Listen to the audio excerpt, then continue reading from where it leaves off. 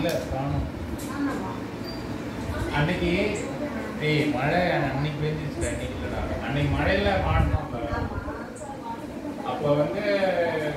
நான் திவ்யாட்ட என் phone purse எல்லாத்தையும் கொடுத்துட்டு போயிருந்தேன் அவள் வந்து ஒரு பேக்கில் வச்சு தான் எடுத்துட்டு வந்தேன்